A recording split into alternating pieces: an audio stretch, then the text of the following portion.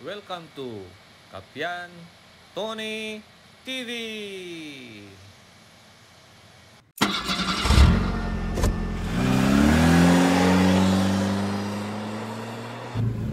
Magandang araw po mga kaibigan, mga kapatid. Magpapalit tayo ngayon ng suction control valve ng Innova. Ito. Nakabili na ako ng suction control valve. Ito mga kaibigan, mga kapatid. Minsan kasi pina-scan ko na itong sasakyan. Ang lumabas ay sa code P0093 large leak. Kaya ang karaniwang mga sakit pag ganoon ang code niya is suction control valve.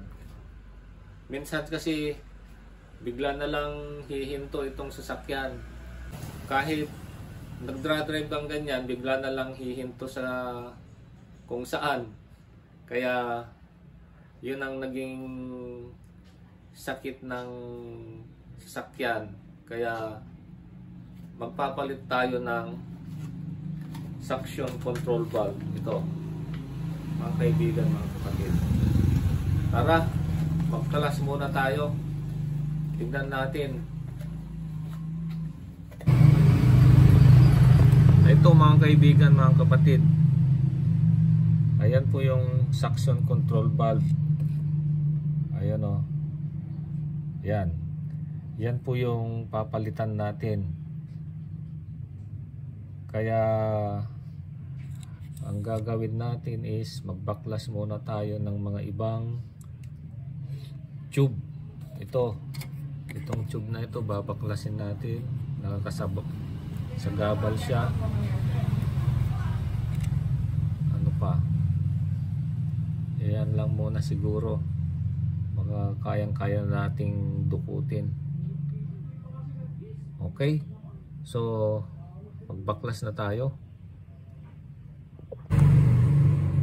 Ayan mga kaibigan, mga kapatid, na clear up ko na yung area. Ginagyan ko na rin ng plastic ito kasi tumutulo yung diesel nang gagaling dito para hindi siya tutulo-tulo. Ito yung tatanggalin natin. Ito. Yan ang suction control valve. Sige, kakalasin natin. Kasi pakita ko na lang sa inyo kung paano magkalas. Okay. So ayan na mga kaibigan, mga kapatid. Yan, nakasaksak na yung ito. Nakasaksak na yung Allen wrench. Ang size nito is number 5.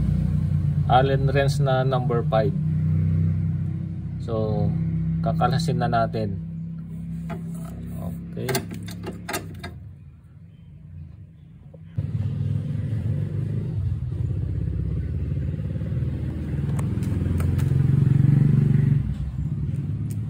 Ito na mga kaibigan, mga kapatid. Natanggal na yung luma. Ayun. Tapos na-install na rin yung bago. Ayun o. Makikita nyo.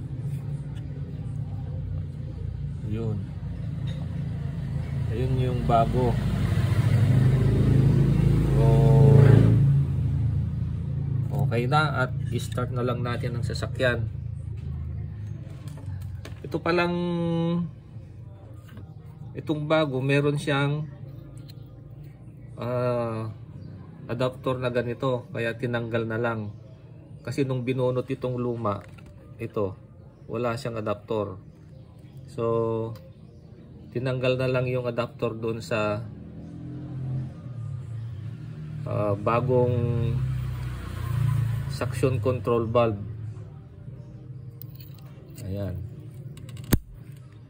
Ayan, tinanggal namin ito. So start na natin. Titingnan natin kung under na. Pero bago i-start, pump muna natin ito.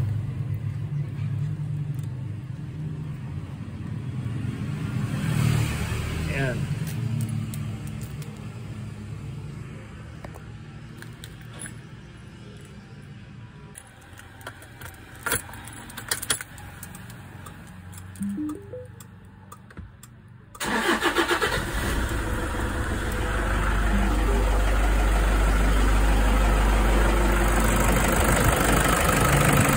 mga kaibigan, mga kapatid, mandar na yung sasakyan at okay na, pwede nang gamitin. Ayan, umandar na siya. So yun na, doon na tayo nagtatapos mga kaibigan, mga kapatid. So ayun mga kaibigan, mga kapatid, tapos na po itong pag-install ng suction control valve.